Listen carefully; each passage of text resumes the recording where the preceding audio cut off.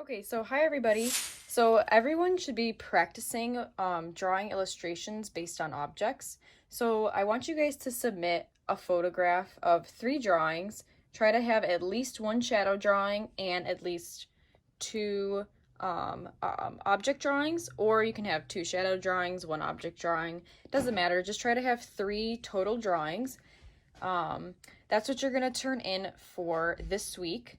But next week, Tuesday, you will have to choose one of your preliminary sketches, like one of your practice sketches, and turn it into something more final, like the artists that we saw.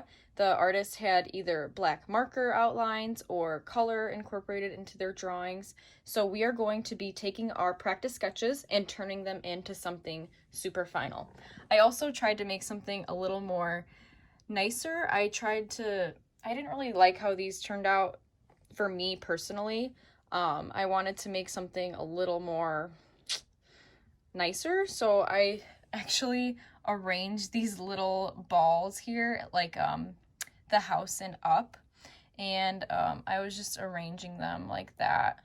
They were kind of moving a little bit, and I was getting annoyed, so I just got this silly putty and I was like sticking them down. So if you need to stick something down, you can use tape or like some kind of putty material to just kind of have everything stick so it doesn't move out of the place. But honestly, I don't think you guys will have that problem. But if you do, you can use like silly putty, Play-Doh, or tape to kind of secure your objects so they don't move around while you're trying to draw.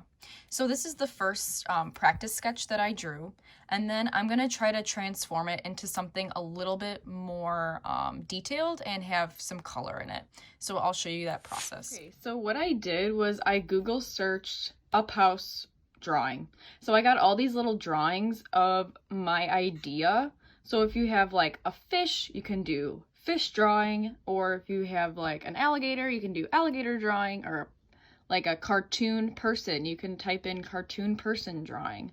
I like to type in the word drawing so that we're not seeing the actual thing like this.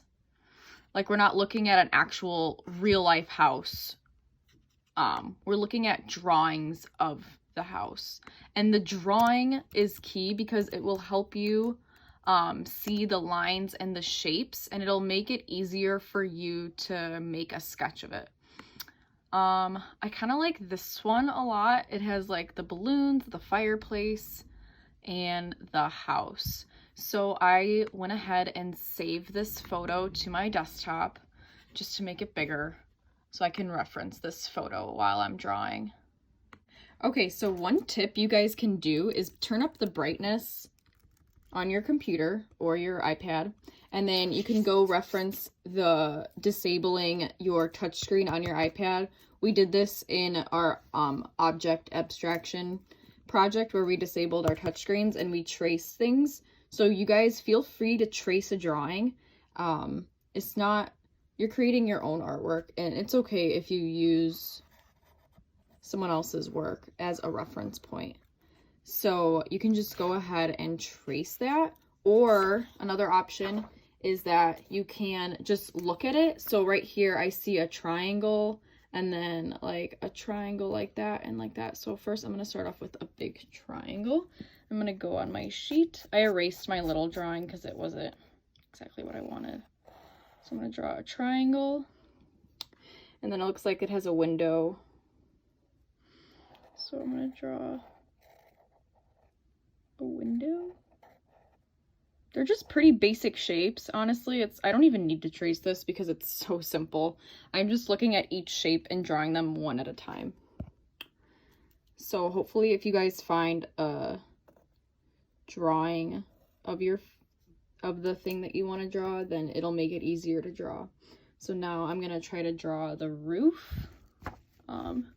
Looks like there's a fireplace, so I'm going to draw a fireplace. And then there's another rooftop. And then it kind of goes like that. Like that. Okay, and then this roof is kind of like that. They have another window. Okay, so I'm just going to spend some time drawing this. and doing it step by step. Remember, if you have a more complicated drawing that you want to do, you can always trace it. Or not. You can make it cartoony. Even something like this is totally fine. You guys can do something super, super simple. You don't have to actually trace it or reference a photo. You can do something super cartoony like this. It's just helpful because, like, this alligator is cute, but it's very illustrative and kind of simple. So yeah, this will really make your drawing more elevated and more finalized. So I'm gonna keep drawing and I'll be right back. Okay, so here's my sketch of the house. It has a little bit more detail and I'm pretty happy with it. So now the next step I'm gonna do is color it in and try to make it a little more colorful. Okay, so I have some colored pencils here. So I'm just gonna make it super colorful. I'm not gonna follow the color palette from this photo. I'm just gonna kind of use my own colors. So I'm gonna go ahead and color it in.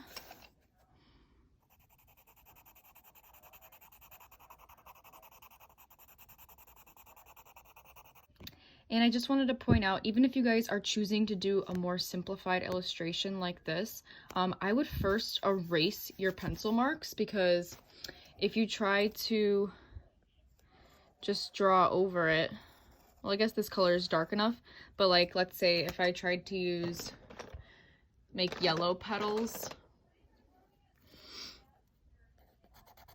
you see how the pencil mark is still there? So I would erase those pencil marks and try to color it in like super nicely. And then you can also, if you're using colored pencils, you can use different shades and kind of like blend 2 shades, kind of like that. You just color like lightly and you can layer different colors like that. And then for my pot, I'm gonna first erase those pencil marks.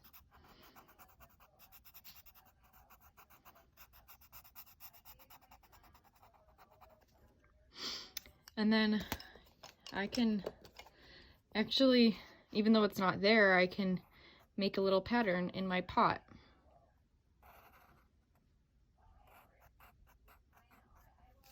And then you can go ahead and color in each petal.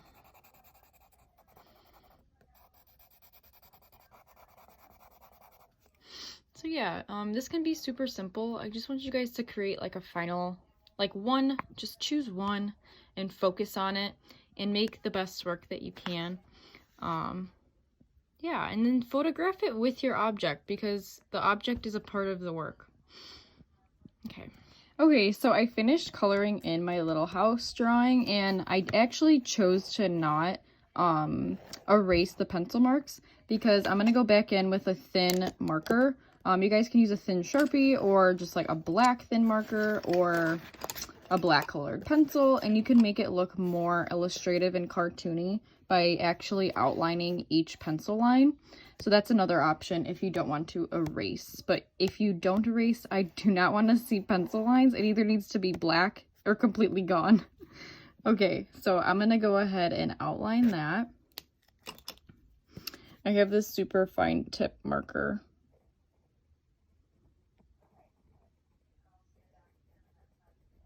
So I'm just gonna go through and outline each pencil mark with my marker. Okay, so this is my finished product. I finished outlining it with the black marker. So I'm gonna take a photo of this and submit it to Schoology. I know this looks super nice, but remember my first drawing looks something like that. It looks something like that. So just remember, even though if your first drawing is kind of simple, you can definitely turn it into something super detailed and super cool. So yeah, have fun making this. If you guys have questions, please email me or message me on Schoology, and I will answer them for you as soon as I can. All right, have fun, guys. Thanks.